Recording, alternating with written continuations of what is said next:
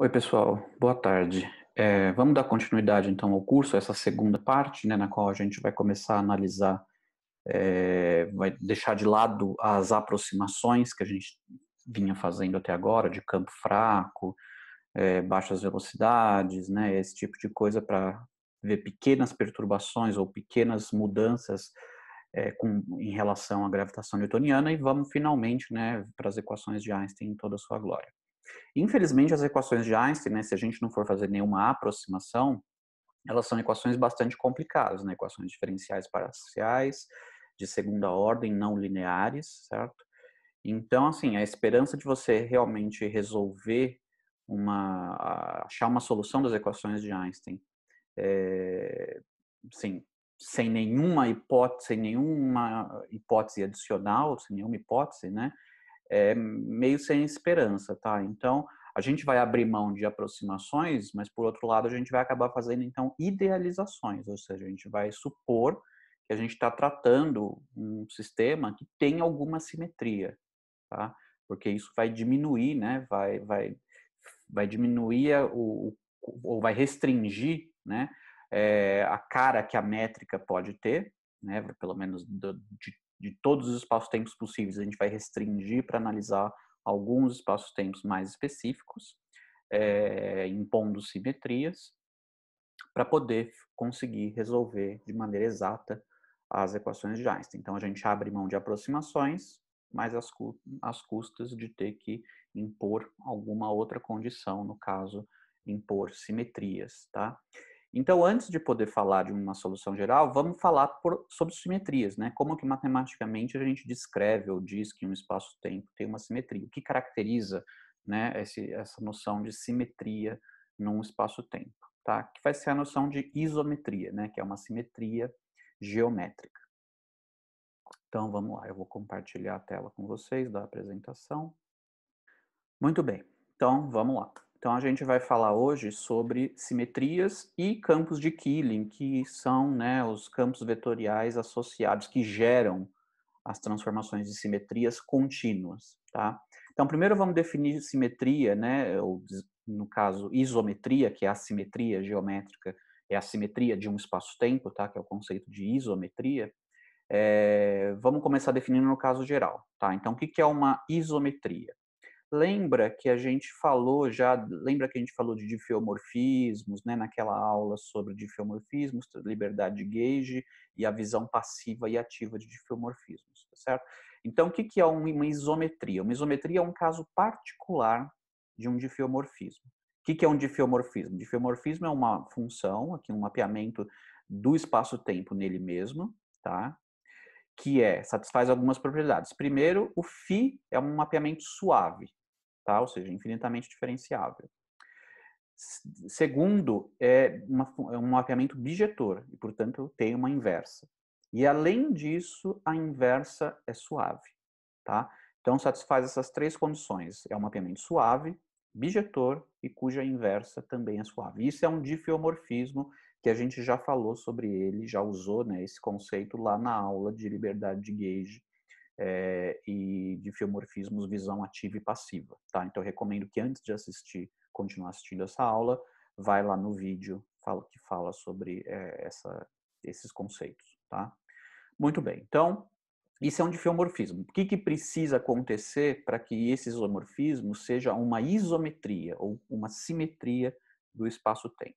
Bom, o que precisa acontecer é que aquele jeito que a gente fez lá naquela aula de induzir uma nova métrica, né, usando o diffeomorfismo, essa nova métrica definida no espaço-tempo tem que bater exatamente com a métrica que já estava lá, tá? Que se eu usar a visão passiva de diffeomorfismo para formular isso, significa o seguinte: escolhe um sistema de coordenadas qualquer, tá? O sistema de coordenadas não tem nada a ver com esse mapeamento. Esse mapeamento é um mapeamento do espaço-tempo no espaço-tempo, tá? Mas para usar a visão passiva, vamos adotar um sistema de coordenadas arbitrário. Pode ser qualquer sistema de coordenadas, tá? Muito bem. Agora induz um novo sistema de coordenadas x', que esse sim vai depender do φ. Por quê? Porque ele é definido desse jeito aqui, ó. Eu pego aquele sistema de coordenadas que eu escolhi arbitrariamente, componho com a função com o mapeamento φ-1, tá? E aplico no ponto P. Isso vai me dar a nova coordenada daquele evento P, tá? Então, essa é a definição desse novo sistema de coordenadas x'. Então, é um novo sistema de coordenadas, meramente, que eu estou usando, basicamente o que eu estou fazendo é pego o meu espaço-tempo, eu cubro com um sistema de coordenadas que é o meu x', só que aí eu uso esse meu mapeamento, né? Eu uso esse meu mapeamento φ, ao invés de eu usar ele para mapear os eventos, um evento no outro, eu pego ele para definir um novo sistema de coordenadas que vai ser basicamente o anterior carregado por esse mapeamento φ, tá? Então, eu pego a nova coordenada desse ponto aqui vai ser a coordenada antiga do ponto de onde, né, que está relacionado com esse daqui pela inversa, tá? Ou seja, que o mapeamento levou aqui, tá? Então é como se você estivesse pegando, né, seu sistema de coordenadas e você está levando os rótulos, está definindo novos rótulos, que é basicamente os rótulos antigos, mas deslizando o sistema de coordenadas ou, né, mudando o sistema de coordenadas para que usando essa função φ, tá? Como φ tem todas as boas propriedades, né, bijetora, suave, tem inverso suave e tudo mais, então, garantidamente, se x é um sistema de coordenadas legítimo, o x' também vai satisfazer todas as boas propriedades de um sistema de coordenadas, tá certo? Então, até aqui é só uma questão de definição, tá? Então, dado um sistema de coordenadas, x, eu defini um sistema de coordenadas x' pela composição do x, que é arbitrário, com essa função, com esse diffeomorfismo, que agora eu vou impor, então, a condição de o que tem que acontecer para que esse diffeomorfismo não seja um mero diffeomorfismo, mas seja uma isometria, uma simetria geométrica do espaço-tempo. O que tem que acontecer é o seguinte: se eu calcular as componentes, índices concretos, né? Se eu calcular as componentes da métrica nesse novo sistema de coordenadas, por isso tem essa linha aqui, então essas aqui são as componentes da métrica no novo sistema de coordenadas num dado evento qualquer, isso tem que ser igual às componentes antigas, às componentes da métrica, tá? Da métrica, mas no sistema de coordenadas antigo e lá naquele ponto antes de ser mapeado, tá certo? Na imagem inversa desse daqui, tá? Isso basicamente quer dizer o seguinte, né? Esse mapeamento φ vai ser uma isometria se eu pegar a métrica, né, nesse sistema as componentes da métrica desse ponto inicial aqui, né, no sistema de coordenadas inicial, né, é igualzinho às componentes da métrica nesse ponto final. Cuidado, a métrica não foi levada, tá certo? Eu estou comparando as componentes da mesma métrica, que já estava definida em todo o espaço-tempo, só que agora eu estou pegando no ponto final e estou escrevendo nessas novas coordenadas. Então, se a componente da métrica nesse ponto, no sistema de coordenadas antigo, der igual às componentes da métrica nesse outro ponto, mapeado pelo φ, no sistema de coordenadas novo, então, e isso acontecer para todos os pontos, então esse φ é uma isometria, tá? Então é isso que está dizendo aqui. Isso daqui é a mesma coisa do ponto de vista operacional, né? Porque isso aqui eu estou escrevendo em termos de pontos no espaço-tempo. Mas se eu escrevo como isso aqui, pensando nisso aqui que são funções, quando eu calculo componentes, né? São funções matemáticas, são funções reais, tá certo? Então aqui eu tenho 10 funções reais. Isso aqui é a mesma coisa que dizer que como funções matemáticas o G' e o G são idênticos, tá? E a gente vai ver num exemplo o que isso quer dizer. Significa o seguinte: esse G mini' é uma função de 4 variáveis. Esse G mini esse G mini' são 10 funções de 4 variáveis cada. Esse G mini, de novo, também são 10 funções de 4 variáveis cada, certo? Como funções matemáticas, essas funções são iguais. O G00' calculado nas variáveis reais, né? Como funções reais, elas são funções iguais. Então, se eu pegar o G00', por exemplo, calculado na ênupla, por exemplo, 1, 2, 3, 0, né? Ou 0, 1, 2, ou 0, 0, 0, 0, se eu colocar a mesma ênupla real aqui e aqui, então esses dois valores dão iguais. Então, como funções matemáticas, né, como funções de R4, tá? Cada componente da métrica como função de R4 nos reais são funções iguais quando eu considero a métrica no novo sistema de coordenadas e a métrica, ou seja, a métrica na nova base, né? A métrica na nova base, os componentes da métrica na nova base e as componentes da métrica na base antiga. Tá? Para ter certeza que isso está claro, porque eu concordo que isso aqui, num primeiro momento, é meio confuso. Tô pegando aqui, assim, aqui eu não estou pegando no mesmo ponto, mas aqui eu estou pegando no mesmo, aparentemente no mesmo ponto, né? Não é o mesmo ponto do espaço-tempo, é o mesmo ponto do sistema de coordenadas, a mesma ênupla, certo? Que não, como são sistemas de coordenadas distintos, isso aqui é definido num sistema x', e esse aqui é definido num sistema de coordenadas x. Então, se eu pego, né, se eu coloco a mesma ênupla lá, não vai dar o mesmo ponto do espaço-tempo, né? Tá? Muito bem. Vamos ver um exemplo extremamente simples, que a ideia não é que a ideia é justamente ganhar, né, ter certeza que a gente está entendendo o que está escrito aqui, tá? Então, eu vou pegar um caso extremamente simples, que é um plano euclidiano, certo? Vamos pegar um plano euclidiano. O plano euclidiano não é um espaço-tempo, mas é um espaço, né, que tem uma métrica. Então, eu posso aplicar, isso aqui não é específico, tá? Para essa definição de isometria, não é específica para espaços-tempos. É para qualquer espaço que tenha uma métrica definida, tá? Qualquer variedade, né, onde eu coloco uma métrica. Então, pode ser, por exemplo, um espaço riemanniano, né, uma variedade riemanniana. Não precisa ser pseudo-riemanniana, no caso aqui, lorentziano, tá? Que seria o espaço-tempo. Então, vamos ver o caso trivial, que é um plano euclidiano, certo? Então, vamos lá. Então, e a gente sabe, né, um exemplo de transformação de simetria de um plano, né, intuitivamente, nós sabemos que se eu pegar o plano e fizer uma translação rígida dele, certo? Essa é uma transformação de simetria, tá? Rotações em torno de um dado ponto também, né? Se eu girar o plano como, né, não há uma direção privilegiada no plano infinito euclidiano, então se eu giro o plano de um certo ângulo, também vai cair sobre exatamente, ele fica indistinguível, né, antes e depois da transformação. Essa é a ideia de um conceito de simetria, né?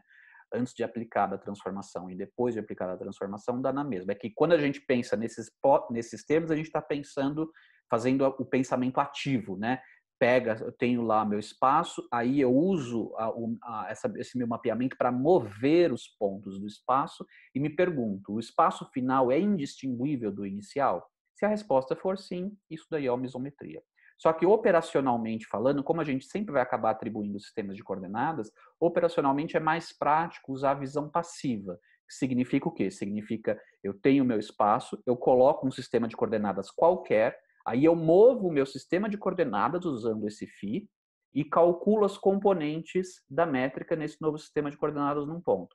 Se as coordenadas da métrica nesse ponto final, no novo sistema de coordenadas, forem idênticas às coordenadas da métrica no ponto inicial, no sistema de coordenadas inicial, e isso vale para qualquer ponto, né? Então a gente tem uma isometria, tá? São equivalentes, tá? As duas coisas significam exatamente a mesma coisa, mas do ponto de vista, embora seja mais, digamos, eu acho natural pensar numa isometria não fazendo uso de sistemas de coordenadas e, portanto, usando a visão ativa, na hora de fazer conta, tá? É prático, né? Você tem que acabar usando o sistema de coordenadas, e aí então fica mais prático, na minha opinião, pelo menos, a gente formular, né, matematicamente a condição de ser uma isometria usando sistemas de coordenadas e, portanto, usando a visão passiva, tá? Então vamos começar. Então eu tenho aqui um plano euclidiano, tá? E eu vou mostrar que translação no plano euclidiano, de fato, é uma isometria desse plano, tá?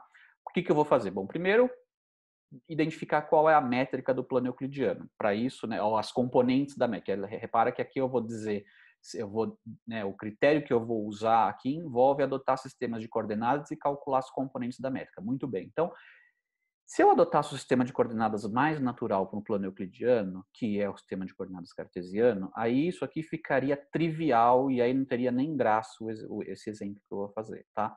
Então, para deixar as coisas um pouquinho mais interessantes e não totalmente tão trivial ao ponto de você nem conseguir entender realmente, nem conseguir aplicar essa condição aqui, Então eu vou ser um pouquinho mais, né, masoquista, e eu vou escolher o sistema de coordenadas polar nesse plano euclidiano, certo? O que acontece com o sistema de coordenadas polar? O sistema de coordenadas polar não é o melhor sistema adaptado, ou pelo menos não é o sistema que usa o maior número possível de simetrias, né, para cobrir aquele plano, tá? E isso dá para ver no seguinte fato, né, de que as componentes da métrica, embora o plano euclidiano seja, né, um espaço bidimensional completamente simétrico, né, o mais simétrico possível, ainda assim minhas componentes da métrica nesse sistema de coordenadas acabam dependendo da coordenada, de uma delas pelo menos, do R, tá certo? Tudo bem? Então, e isso é um problema, isso tá, então assim, aqui as componentes da métrica são diferentes para diferentes, né, valores de coordenada R, e o motivo disso não é que diferentes pontos do espaço não são idênticos, né? É que simplesmente eu estou usando um sistema de coordenadas que não explora toda a simetria que esse meu espaço bidimensional tem, tá? Mas não importa, como aqui afinal de contas, normalmente quando você está começando a trabalhar com espaço, você não sabe se ele é simétrico ou não, né? Então você no começo vai adotar um sistema de coordenadas qualquer. E essa condição aqui tem que ser verificável, né? Se a gente estiver trabalhando, se o mapeamento que você tiver em mãos for uma simetria, tá? Uma isometria.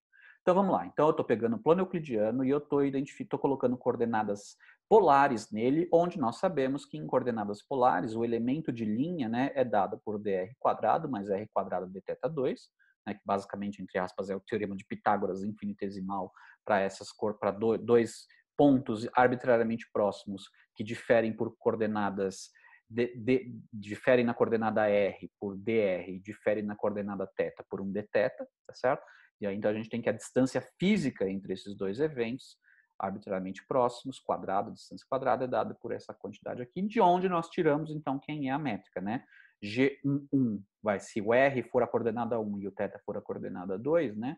X1 e X2, então o G1 é 1, o G12 é 0, G21 é 0 e o G22 é R quadrado. Ou seja, o G22 depende da coordenada radial, depende do X1, né? Que é a coordenada radial, certo? E aí eu vou fazer o seguinte agora. Agora eu vou querer analisar o procedimento de translação, tá? Translação rígida, certo?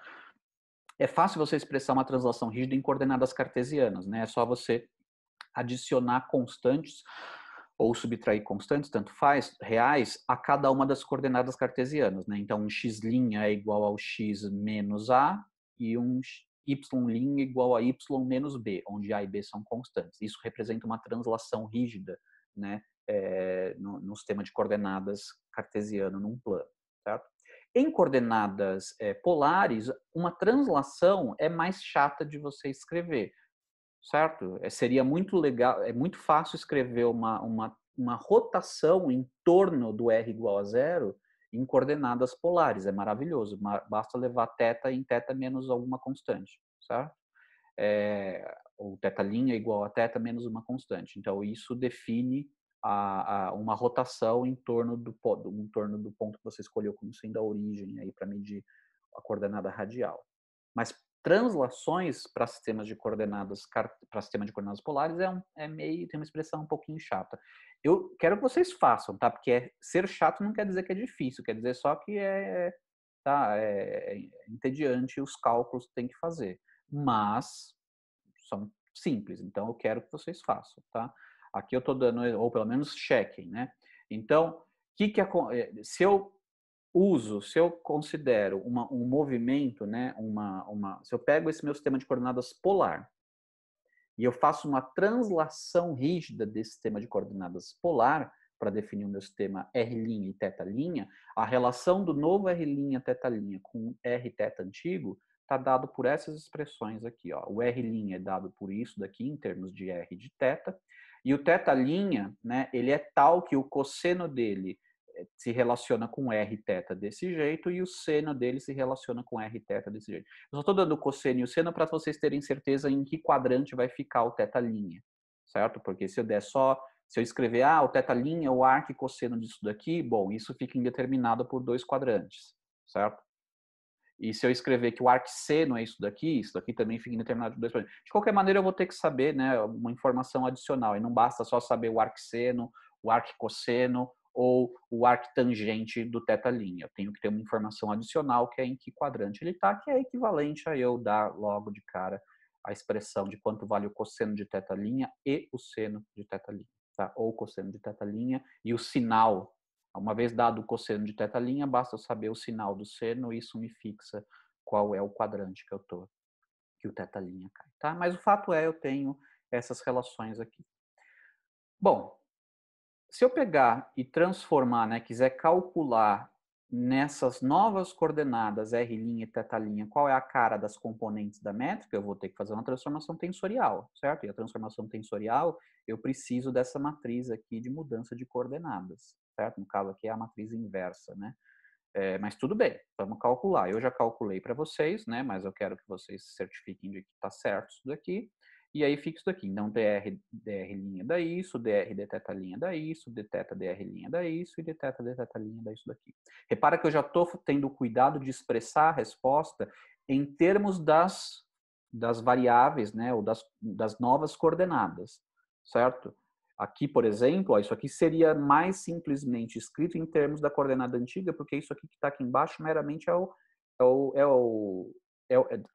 isso daqui que está aqui embaixo é o R, tá? Se eu inverter essa relação aqui, expressar R em termos de R' e θ em termos, R em termos de R' e θ', e θ em termos de R' e θ', tá? Então, né, eu veria, por exemplo, que isso daqui é o R, tá? Isso aqui é o R. Só que eu quero já, né, como eu vou querer calcular as componentes da métrica num novo sistema de coordenadas, eu também, nas variáveis, eu também vou colocar as novas coordenadas, tá? Eu não vou expressar o resultado aqui em termos de R de θ, mas em termos de... Vou eliminar Rθ dali. Todo lugar que aparecer Rθ, eu tenho que substituir quanto que o R e o θ valem em função de R' e θ', tá?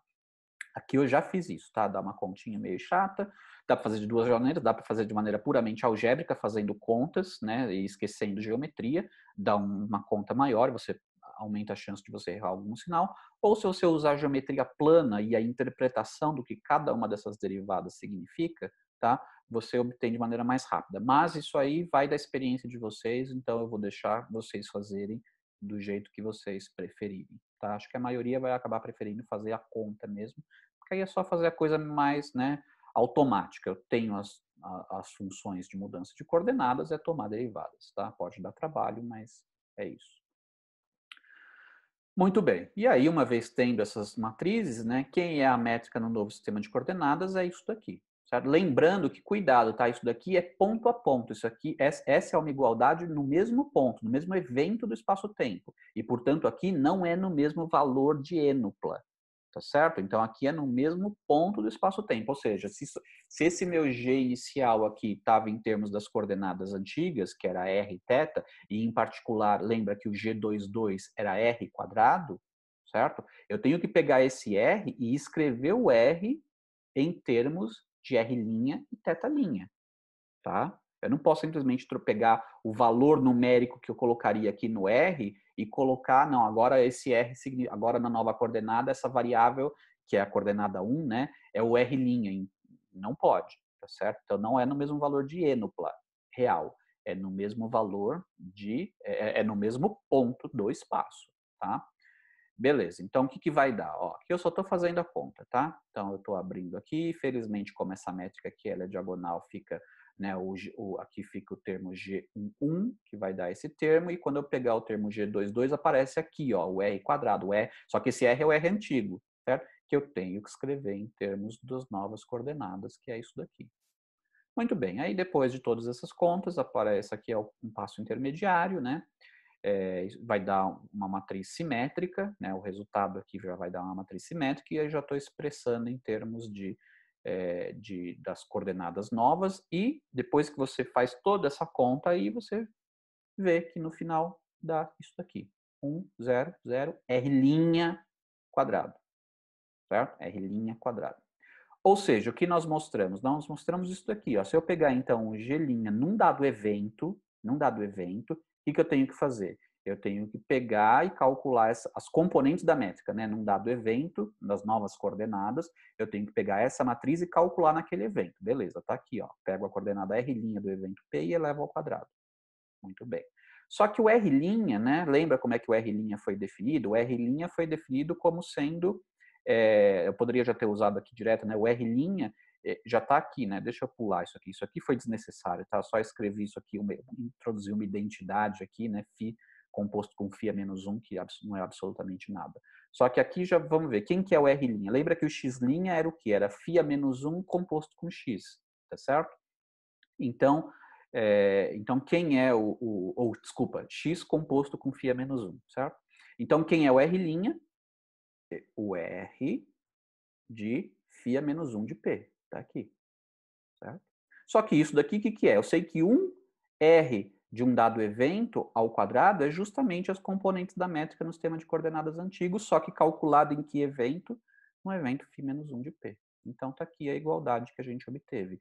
G' de JK no evento P é igual a GJK no evento φ menos 1 de P. Cuidado, isso aqui não é uma igualdade de tensores, né? Porque como eu estou fazendo em pontos diferentes, não seria trivial a maneira que eu estou fazendo, embora aqui daria, né? Porque isso aqui é um espaço plano.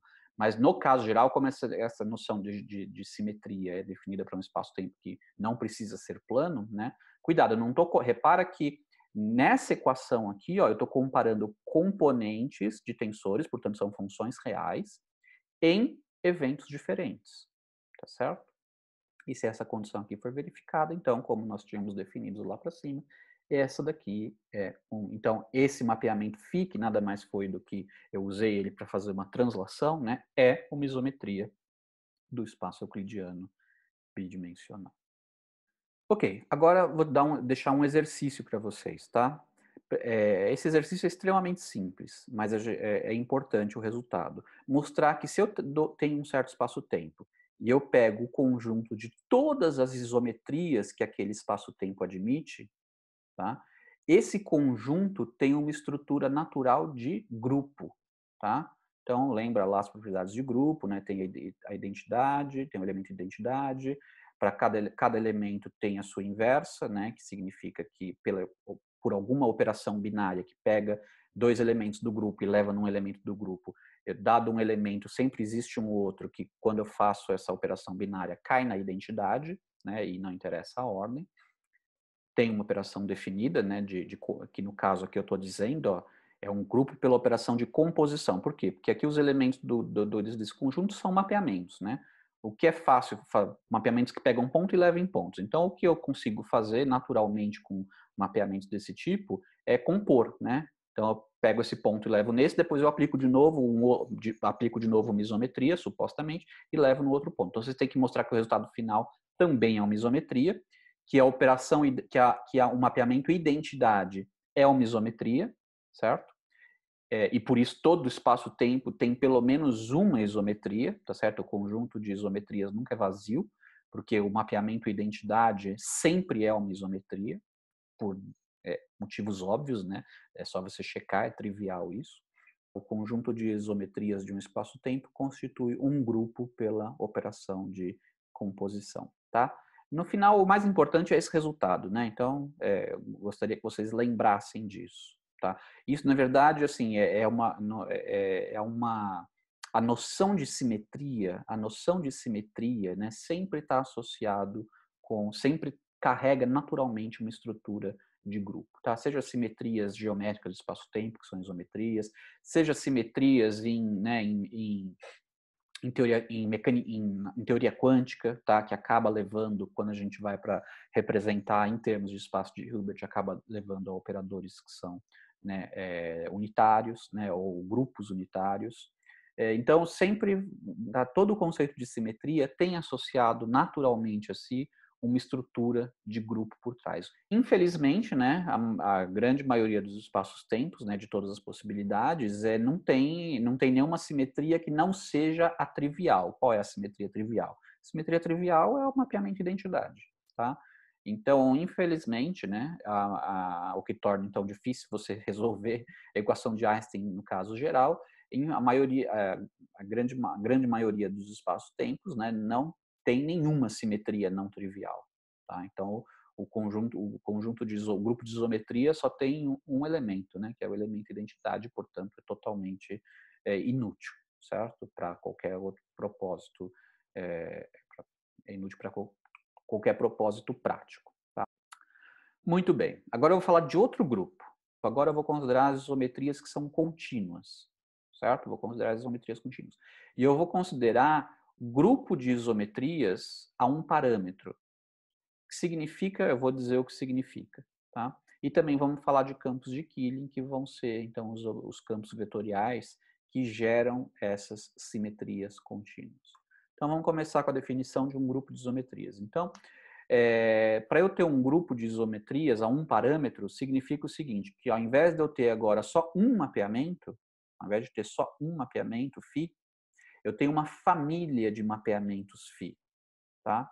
Que agora, o fato de que eu tenho uma família, né, a um parâmetro, está indexado aqui. Agora, esse φ não é só um mapeamento que pega pontos do espaço-tempo e leva em pontos do espaço-tempo, mas é um mapeamento que para cada valor real, para cada número real e ponto do espaço-tempo, leva em outro ponto do espaço-tempo. Ou, de outra maneira, para cada valor real é um mapeamento do espaço-tempo no espaço-tempo, que é uma isometria, certo? Então, se eu fixar esse primeiro argumento aqui, né, esse lambda pertencente aos reais aqui, fixa ele. Bom, uma vez fixado ele, esse objeto que eu estou definindo aqui, φ com subscrito lambda, ele passa a ser uma função, para cada lambda fixo, ele passa a ser uma função do espaço-tempo no espaço-tempo, certo? Então, para que isso aqui seja um grupo de isometrias a um parâmetro, cada uma dessas funções aqui com lambda fixo, cada um desses mapeamentos com lambda fixo, tem que ser uma isometria por si só, tá? Primeira condição. A segunda condição é que a gente vai dizer que para formar um grupo, né, tem que ter o elemento identidade, então a gente vai colocar lá o elemento identidade como sendo o mapeamento associado ao parâmetro lambda igual a zero. Tá? Então, o φ0 de P igual a P, esse é o mapeamento identidade. Tá? Então, o φ0 é o mapeamento identidade. Não importa quais sejam os outros, mas o φ0 sempre vai ter que ser, né, o parâmetro com o valor zero aqui, sempre vai estar associado à isometria que é a identidade, a isometria trivial. Além disso, a regra de composição, né, como que eu componho dois elementos dessa família para obter um terceiro elemento também da família, porque isso aqui tem que formar um grupo, né? É essa daqui, é a adição do parâmetro. Tá? Então, se eu compuser φ, né, se eu compuser φ lambda com φ sigma, isso aqui me dá φ com o parâmetro lambda mais sigma, certo? Aplicado a qualquer evento. Isso tem que ser válido para todo evento e para qualquer lambda sigma, quaisquer dois parâmetros reais. Tá? E, finalmente, agora vem a noção de continuidade. Isso aqui, basicamente, é para justificar que forma um grupo. Tá? Que isso aqui forma um grupo. Tá? Em particular, né, você tira daqui que o elemento inverso, então, né, o elemento inverso nada mais é do que φ de menos... Se eu pegar o φ de lambda, qual é o inverso de φ de lambda? Né? O inverso de φ de lambda é o φ de menos lambda, com o parâmetro menos lambda, certo? Sai dessa propriedade aqui. Então, isso aqui justifica o nome grupo, tá? A um parâmetro, né? Grupo a um parâmetro, que eu tenho uma família de isometrias indexadas por um parâmetro real, que de fato não é uma mera família, mas forma um grupo, né? Satisfaz todas as propriedades de grupo.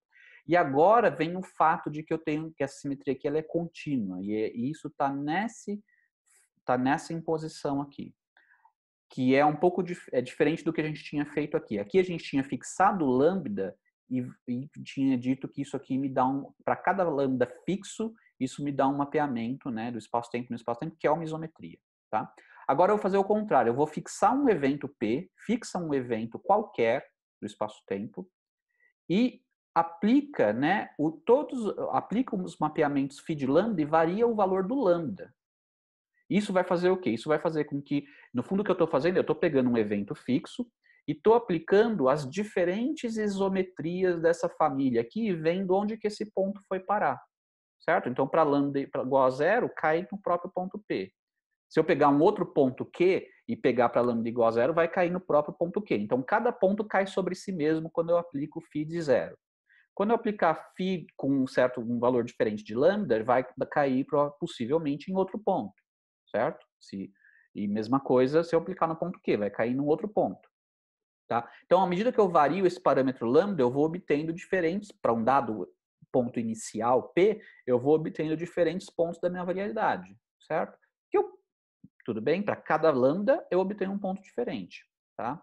A imposição agora é que esse lugar geométrico obtido dessa maneira, que é chamado de órbita de P pelos mapeamentos φ lambda, né? Isso tem que dar uma curva no seu espaço-tempo. Ou seja, não pode ter descontinuidade, né? E tem que ser uma curva suave.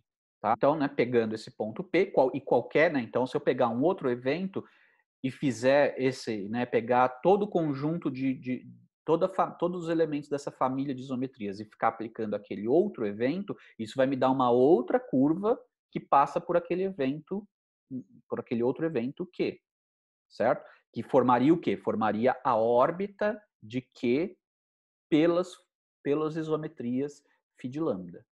Tudo bem? Então, essa é a imposição. Tem que dar uma curva suave no espaço-tempo quando eu fixo o evento e vario qual é o lambda ou qual é a isometria que eu estou atuando sobre aquele evento. Tá certo? Muito bem. Isso, então, é um grupo de isometrias a um parâmetro. Tá? Uma coisa interessante sobre esse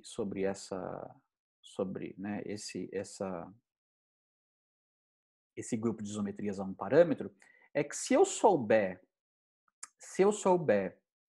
tiver conhecimento, né, de quais são os elementos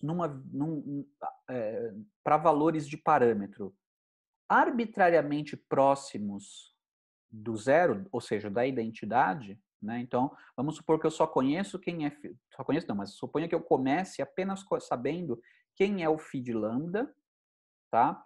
Mas para esses parâmetros, né, próximos do zero, tá? Então existe lá um epsilon que eu posso fazer tão pequeno quanto eu queira, e eu só tenho informação desse φ de lambda aqui para lambda, né, aqui eu estou chamando de lambda til, nesse intervalo, tá? Bom, o fato é o seguinte, se a gente tiver isso, já é suficiente para a gente conhecer todo o grupo de isometrias. Por quê? Pelo seguinte, qualquer φ de lambda, né, eu posso, a partir dessa propriedade aqui, ó, de composição, escrever como sendo a composição de n funções, de n mapeamentos, onde cada um desses mapeamentos eu estou usando o parâmetro lambda dividido por n. Tá? Então, esse aqui é um número real qualquer, e aí eu tô reescrevendo isso aqui como sendo a função φ composta n vezes com ela mesma, isso aqui é só uma notação, não é elevado a n, nem derivada a enésima, isso aqui é composta, nesse caso, né, composta com ela mesma n vezes. E aí eu posso dividir, e aí o parâmetro que eu tenho que usar aqui em cada uma dessas funções que eu estou compondo é o parâmetro que eu quero atingir no final, mas aqui eu tenho que dividir por n, né? Porque aí eu vou usar essa propriedade aqui de composição. Tudo bem? Só que, bom, para qualquer que seja o lambda real, isso aqui vale para qualquer lambda e para qualquer não. Tá? Então, dado um lambda real qualquer, não importa o quão grande seja, eu sempre posso escolher um n suficientemente grande, tá? De tal maneira que lambda sobre n caia nesse intervalo aqui onde eu conheço os mapeamentos. Tá? Então, isso mostra que, olha, se eu tiver informação sobre como que essas isometrias são na vizinhança da identidade, né, do mapeamento trivial que é a identidade, a partir daí eu consigo reconstruir o grupo inteiro. Tá? Muito bem. Só tomando um cuidado, tá? Que se esse lambda for negativo, aqui eu considerei que aqui é positivo, né? Se o lambda for negativo, é só usar a propriedade aqui que eu já mencionei anteriormente, de que φ de menos lambda é a inversa de φ de lambda. Tudo bem? Então, usando isso daqui, você consegue estender esse procedimento aqui não só para lambda positivo, né? Porque quando você pega uma coisa, divide por n, para cair nesse intervalo lambda já tinha que ser positivo antes, para estender para lambda negativo é só usar essa propriedade aqui. Tá? Muito bem. Por outro lado, né? Então aqui eu só usei, na verdade, a propriedade de grupo, né? Por outro lado, né? Se eu sei que, se eu tenho que o que acontece, né, se eu pegar um evento P qualquer e aplicar essas isometrias, né? E só tiver essas isometrias que eu tenho informação aqui inicial, né? Que são aquelas que são próximas à origem. Significa o seguinte, bom, como isso daqui tem que dar uma curva suave, significa que se eu pego e aplico num evento P qualquer, só essas isometrias que são, né, num certo sentido, vizinhas ou próximas à identidade, por próximos à identidade, eu quero dizer que o parâmetro lambda é próximo do parâmetro zero, né, tá arbitrariamente próximo do parâmetro lambda igual a zero, isso vai me dar o quê? Vai me dar um segmento de curva, que é um pedacinho da órbita de P por lambda, por φ de lambda, tá certo? Mas é um pedacinho em torno de P, tá? Um pedacinho em torno de P. Que já é o suficiente, isso me dá uma curva, certo? Que já é o suficiente para eu, por exemplo, eu quero saber, para eu calcular, por exemplo, o vetor tangente a essa curva em P. Porque se eu pensar bem, né, qual é a informação que uma curva, né, me dá localmente ali passando por P? A informação, bom, me dá mais de uma informação, mas a mais óbvia é qual é o vetor tangente, certo? Cuja direção depende, evidentemente, da direção da curva e cuja o tamanho, né, o tamanho depende do espaçamento do parâmetro lambda, certo? Ao longo dessa curva.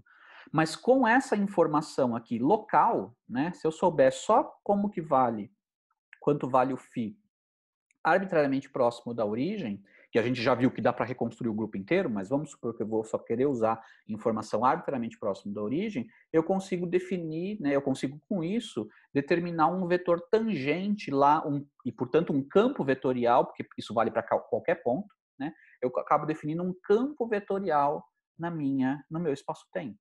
Qual é esse campo vetorial? É obtido pelo seguinte: pega em cada ponto você pega como que essas isometrias aqui próximas à origem, próximas à identidade, como que elas mapeiam esse ponto arbitrário em pontos vizinhos, isso vai dar uma curva que vai ser naturalmente parametrizada por esse parâmetro lambda, que aí eu pego, né, então a derivada dessa curva, tá? Nas coordenadas que eu estiver usando, sei lá, mas isso aí me define um vetor tangente à curva, certo?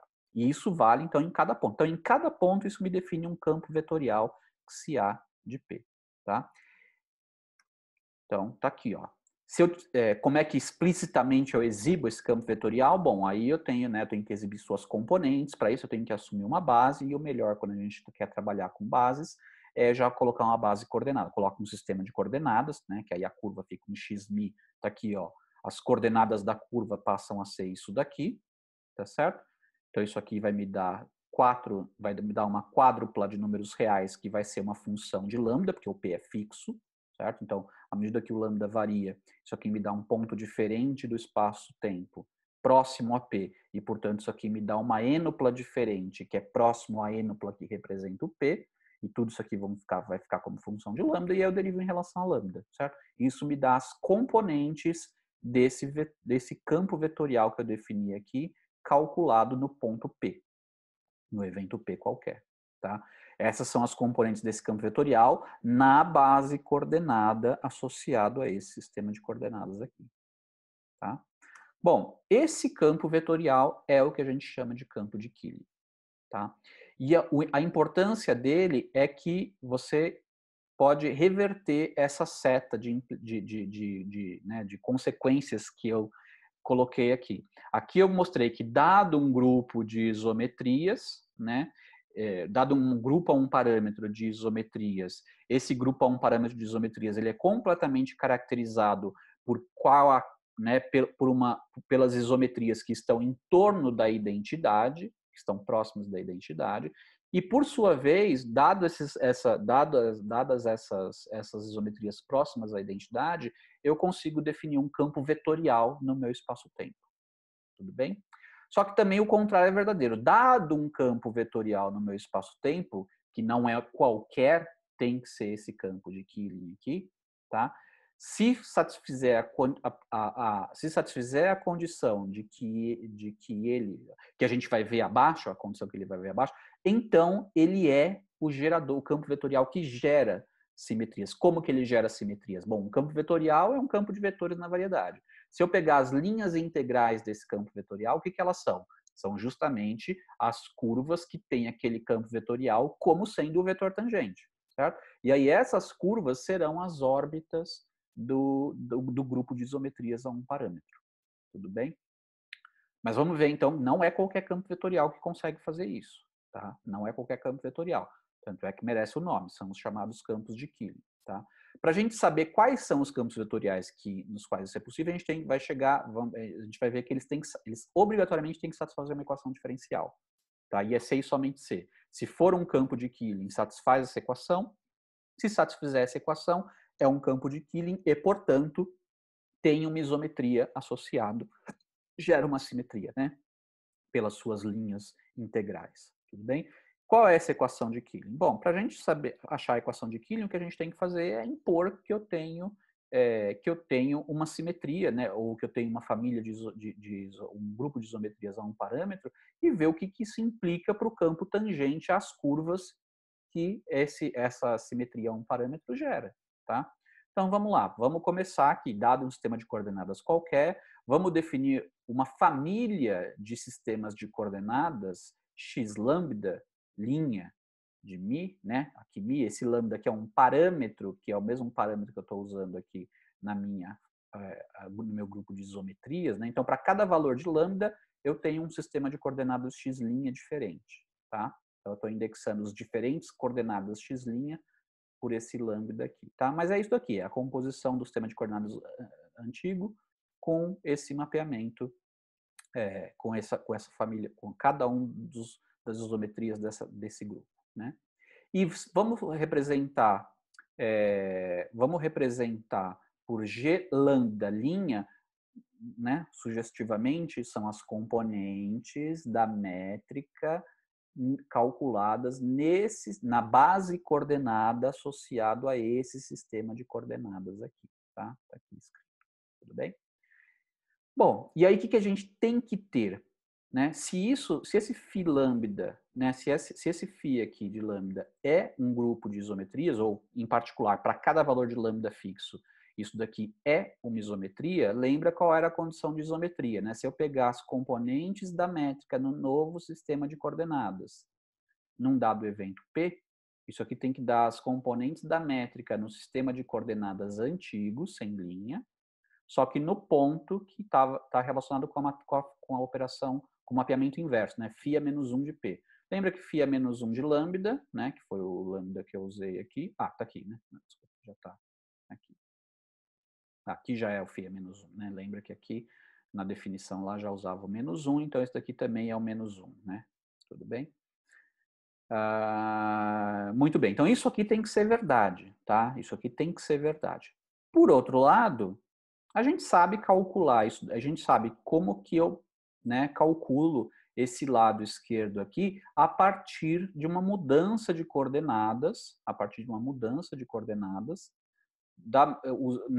das coordenadas antigas para as coordenadas novas, e como que eu represento isso em termos da métrica no mesmo evento P. Não a condição de simetria eu tenho que comparar as componentes da métrica em eventos diferentes, certo? Eu já tinha mencionado isso. Enquanto que a mudança de coordenadas me relaciona as componentes da métrica no sistema de coordenadas antigos e no novo, mas no mesmo evento, certo? Se aqui eu estou calculando em P, eu tenho que calcular essa quantidade aqui em P. Tudo bem? Bom, isso vale para qualquer lambda. Cada lambda fixo tem que satisfazer essas duas igualdades aqui, certo? Mas agora vamos fazer o seguinte, ao invés de fazer para qualquer valor de lambda arbitrário, vamos pegar um valor de lambda igual a epsilon, que é tão pequeno quanto eu queira. Tá? Então, no fundo, o que eu vou fazer eu vou primeiro abrir essa expressão aqui, assumindo que esse novo sistema de coordenadas aqui, ele é o sistema de coordenadas antigo, composto com um mapeamento aqui, uma isometria que é arbitrariamente próximo da identidade. Tá? Isso significa isso daqui, ó. Tá? Que o meu x' de μ de epsilon, né, lambda igual a epsilon tão pequeno quanto eu queira, que por definição é o x' antigo em φ de menos epsilon p, onde esse epsilon é tão pequeno quanto eu queira, tá certo? Isso aqui é tão pequeno quanto eu queiro, isso aqui vai dar, né, pela condição dada lá acima, que isso aqui me forma uma curva suave, então o que isso aqui vai me dar? Vai me dar as coordenadas do ponto P menos epsilon, que é um parâmetro, né, um valor numérico tão pequeno quanto eu queira, na direção do vetor tangente, onde esse xi aqui são as componentes do vetor tangente, que é o campo de Killing. Então aqui eu estou impondo que é o campo de Killing. Se eu impuser que esse meu φ aqui é uma isometria, então isso daqui é um campo de Killing.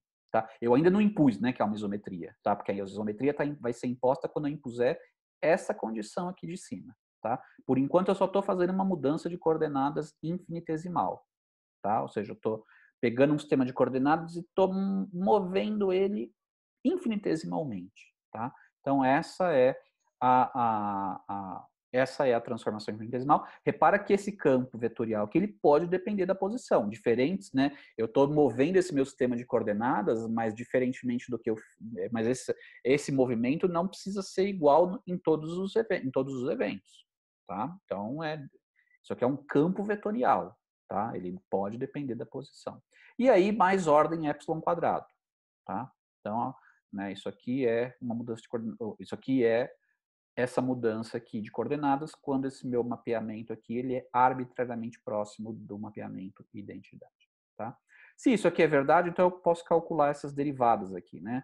E essas derivadas vão dar, façam aí a conta, vão dar isso daqui, tudo calculado no mesmo evento, certo? E se eu tenho isso, substitui aqui, eu vou ter a expressão da métrica no novo sistema, na nova base, né, no novo sistema de coordenadas, num dado evento P, e como que isso se relaciona com a métrica com a métrica no sistema de coordenadas antigo, mas no mesmo evento P, certo? Então eu tenho isso daqui, até primeira ordem epsilon em termos de ordem epsilon quadrado. Agora sim eu vou impor essa condição, ó, tá? E quando eu fizer isso, quando eu impuser a condição de que isso aqui não é um difiomorfismo qualquer, mas é uma isometria, tem que satisfazer isso daqui, ó. Então, esse cara, que está aqui embaixo, é o lado esquerdo dessa igualdade, portanto, ele tem que dar igual a isso daqui, certo? Passando esse termo para o outro lado, e dividindo por epsilon e tomando limite, no final você chega a essa equação aqui, ó. Repara que essa é uma equação que envolve derivadas parciais da métrica no sistema de coordenadas que você tinha fixado no começo, tá? E também depende de derivadas do campo vetorial. Tudo bem? O número de equações que eu tenho aqui, ó, repara que o número de equações que eu tenho aqui são 10, né? Porque isso daqui é uma equação simétrica nos índices μ, mas os índices μ estão livres aqui, certo? E é razoável que sejam 10, porque se a gente for voltar lá na outra, né, na outra equação, né, na equação aqui, na imposição que a gente começou, né, eu tenho que igualar as 10 componentes da métrica, tá? Então é razoável que eu acabe com 10 equações que eu tenho que garantir que são satisfeitas, tudo bem? Só que o problema é o seguinte, se as componentes as componentes desse meu campo vetorial aqui são 4 funções. Então eu tenho que 4 funções têm que satisfazer 10 equações. Repara que então não é garantido que realmente eu vou conseguir achar 4 funções que de fato consigam satisfazer 10 equações, certo? É um sistema sobredeterminado, o que significa que é muito provável, ou não provável, né? Não dá para, mas é bem possível, né, que eu tenha uma dada métrica que quando eu substituir aqui o valor da métrica aqui, aqui e aqui, e isso me dá uma equação, me dá 10 equações diferenciais para 4 funções, que é o xi0, xi1, xi2 e xi3, que são as componentes do suposto campo de Killing, pode ser que essa equação não tenha nenhuma solução, além da trivial, né? Obviamente que xi igual a zero sempre é solução, né? Por quê? Porque xi igual a zero está associado com que isometria? Com a identidade, que pega um ponto e mapeia nele mesmo. Portanto, a curva, né, gerada é a curva que é degenerada num único ponto, né? Qual é o vetor tangente nesse caso? Vetor nulo, né? Então, xi igual a zero sempre é campo de Killing, sempre é solução. Mas algum campo de Killing diferente de zero pode ser que não exista. Tá? Pode ser que não exista. Que é o que a gente tinha falado. O que é razoável, como eu tinha dito, nem todo espaço, a grande maioria dos espaços-tempos, né, dos espaços métricos não tem nenhuma simetria, tá? E, portanto, pode não ter nenhuma simetria além da trivial. E, portanto, pode ser que não haja nenhum campo de Killing nessa solução, nenhum campo de Killing, ou seja, nenhum campo que satisfaça essa equação, além da solução trivial xi igual a zero, tá? Essa é a chamada equação de Killing, mas essa é a equação de Killing expressa em termos de componentes, né? Lembra, né? Índices concretos gregos aqui, então isso aqui é em termos de componentes. Tudo bem? Bom, eu vou deixar como exercício para vocês mostrarem que essa equação aqui em termos de componentes, ela pode ser reescrita em forma tensorial, né, em forma covariante, usando derivadas covariantes e usando o covetor associado a esse campo de Killing aqui, né, só abaixando o índice usando aqui a métrica, né, vira essa equação aqui, tá? Então essa é a equação, a forma tensorial da equação de Killing, que normalmente é a equação que nós chamaremos, né, que normalmente é chamada de equação de Killing. É equivalente a essa quando eu aplico num sistema de coordenadas, mas essa daqui é a forma independente de sistema de coordenadas da equação de Killing, tá certo? Então, se eu tenho, e de novo, não necessariamente essa equação tem solução. E esse é o ponto dessa equação, certo? Então, se eu tenho uma dada métrica, se eu tenho uma dada métrica, saber quais são as simetrias daquele espaço-tempo que tem aquela métrica, ou né, que em um certo sistema de coordenadas tem certas componentes, eu tenho que tentar resolver essa equação ou essa equação, né? Num sistema de coordenadas dado, fica essa equação. Se tiver solução, beleza, eu achei uma simetria desse espaço-tempo, significando que as linhas integrais desse campo vetorial que eu encontrei aí como solução vão ser órbitas dessas isometrias, desse grupo de isometrias a um parâmetro, tá certo? Se não tiver nenhuma solução além do zero, significa que o meu espaço-tempo não tem nenhuma simetria, tá? Agora vem aí uma sequência de exercícios que eu peço para vocês fazerem, tá?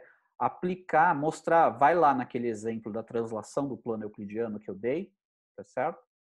E mostrar, encontrar, na verdade, quais são as componentes que lá a gente já mostrou que de fato aquilo lá, aquela translação é uma simetria. Portanto, tem que ter um campo de Killing associado àquela simetria.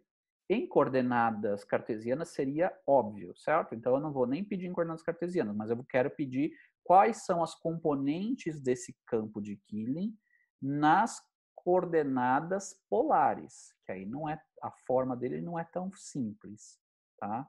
A fórmula do campo de Killing de translação em coordenadas polares não é uma forma muito bonita, porque o sistema de coordenadas polares não é adaptado para se fazer translações rígidas, né? Mas não importa, o campo de Killing é um campo vetorial que tem existência independente do sistema de coordenadas, então ele está lá. Se eu adoto um sistema de coordenadas esdrúxulo, que não é, né, não é apropriado ou adequado àquela simetria, o que vai acontecer é que aquele meu campo de Killing vai ter uma expressão em termos de componentes que é meio complicada, meio chata, mas está lá, certo? Tem que ter um campo de Killing. Então eu quero que vocês encontrem em coordenadas polares, quais são as componentes desse campo de Killing, tá?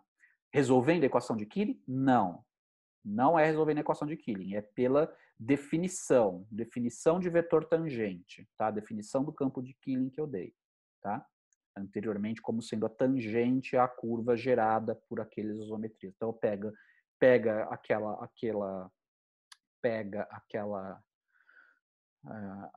translação, certo?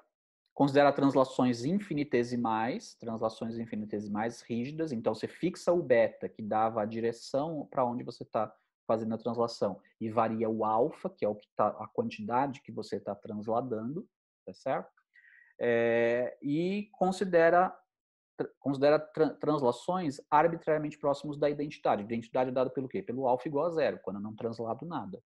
Alfas infinitesimais, com betas fixos, o beta não precisa ser infinitesimal, o beta é um valor fixo qualquer, porque o alfa igual a zero, beta qualquer, sempre vai dar a identidade, certo? Então, se eu pegar alfa, então aqui, né, o parâmetro, o parâmetro aqui, né, que vai fazer o papel do lambda, é o alfa que aparecia lá naquela mudança de coordenadas, tá?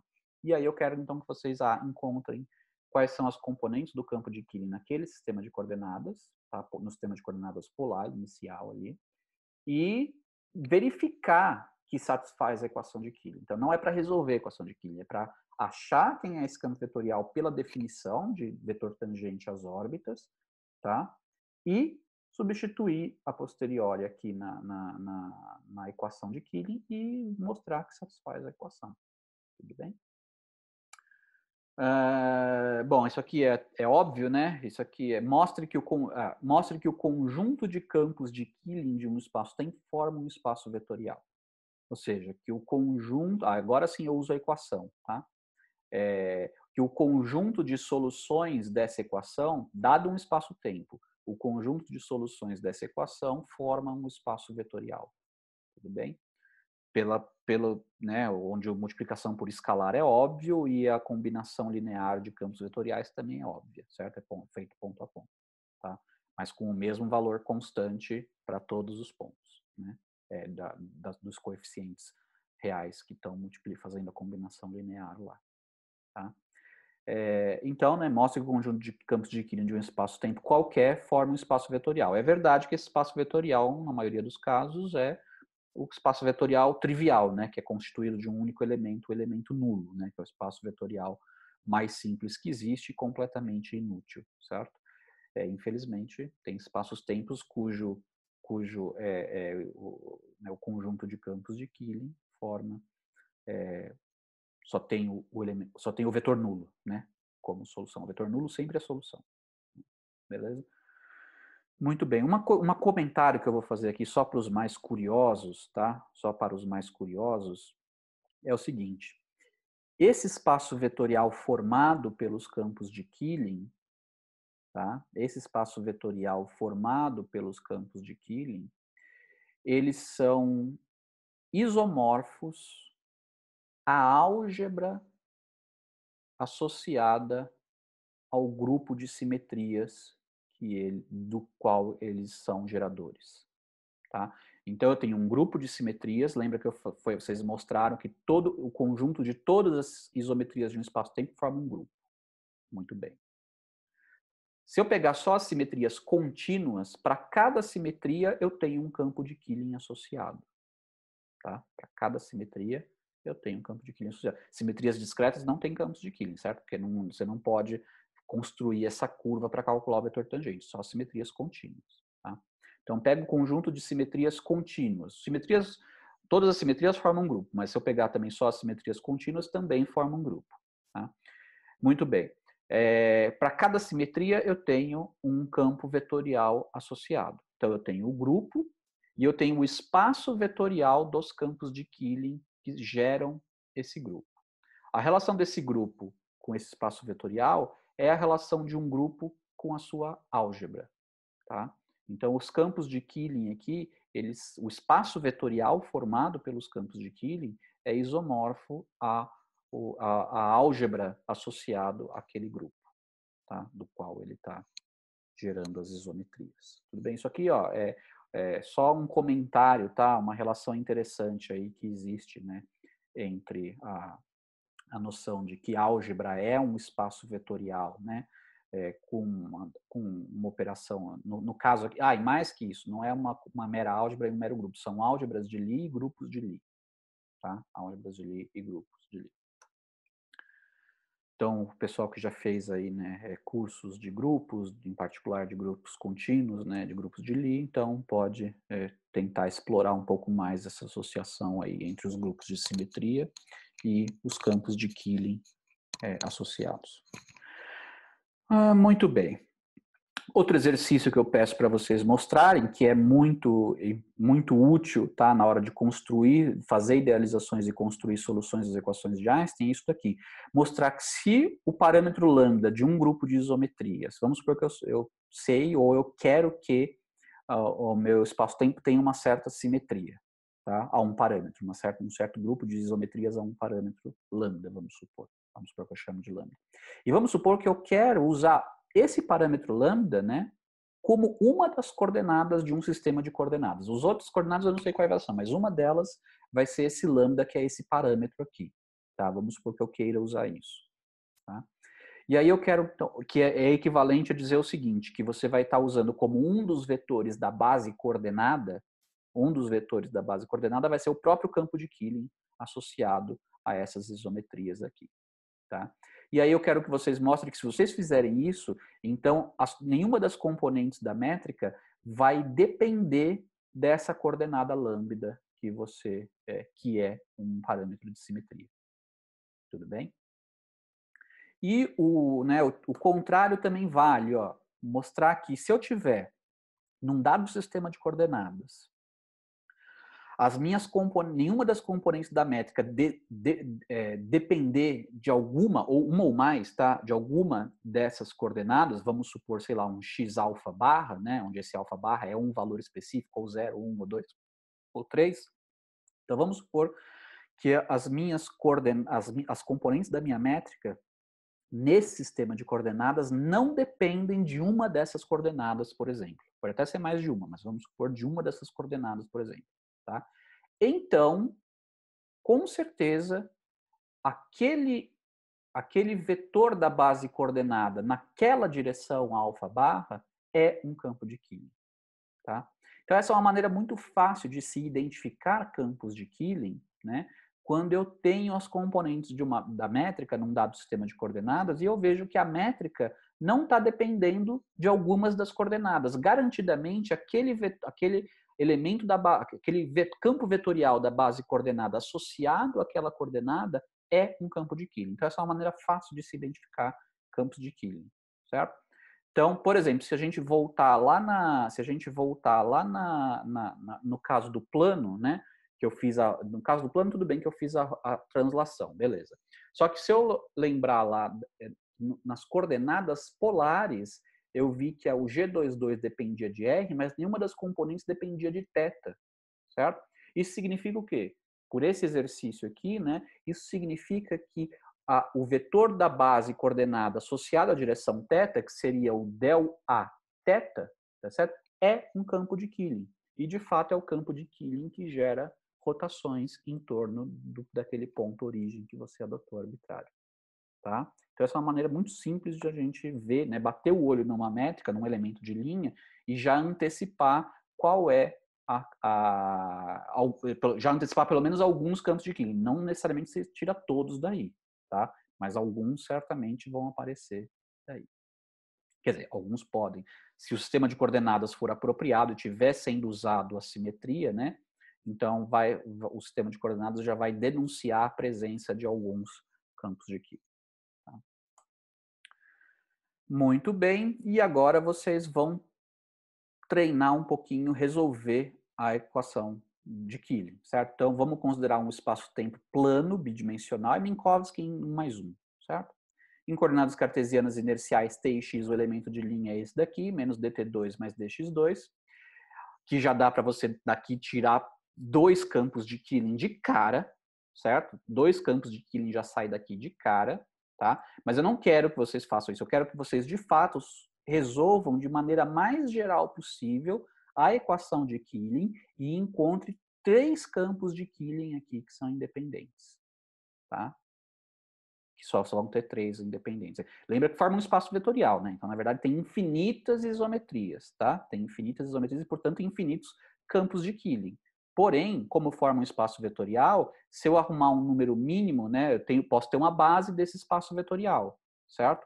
Então, o número de elementos da base vai me dar a dimensão desse espaço vetorial. E nesse caso aqui, eu quero que vocês mostrem que há três soluções linearmente independentes para a equação de Killing nesse espaço-tempo. Repara que a dimensionalidade, né, do espaço vetorial de campos de Killing não é a mesma, necessariamente, da dimensionalidade do espaço-tempo que essas simetrias, onde essas simetrias estão definidas, que tem essas simetrias, certo? Aqui nesse caso, o espaço-tempo é bidimensional, só que eu já estou antecipando aqui para vocês que eu vou ter três campos de Killing linearmente independentes. Portanto, o espaço vetorial formado pelos campos de Killing aqui é tridimensional, certo? Muito bem. Então, isso encerra essa parte que eu queria falar para vocês sobre simetria, tá? Porque agora o que a gente vai fazer? Quando a gente for tratar soluções exatas, a gente vai assumir alguma simetria, senão não dá para resolver as equações de Einstein de maneira completamente genérica, sem impor nada, sem fazer nenhuma restrição, tá? Então a gente vai impor simetrias. No próxima aula vai ser a simetria esférica e temporal, ou seja, vai ser um espaço-tempo esfericamente simétrico e estático, tá? Que são as soluções de Schwarzschild. E depois, em modelos cosmológicos, a gente relaxa a estaticidade, né, a isometria temporal, a gente relaxa ela, mas a gente impõe que pelo menos as seções espaciais são maximalmente simétricas, ou seja, tem o maior número de simetrias possíveis para um espaço de 3 dimensões. Tá? E aí a gente obtém os modelos cosmológicos de Friedman, Lemaitre, Robertson, Walker, né? Que é o que, em boa aproximação, né, representa, numa primeira aproximação, representa o nosso universo em expansão. Certo? Então, muito obrigado, pessoal, pela atenção e a gente, então, se encontra na próxima aula sobre soluções de Schwarzschild. Obrigado.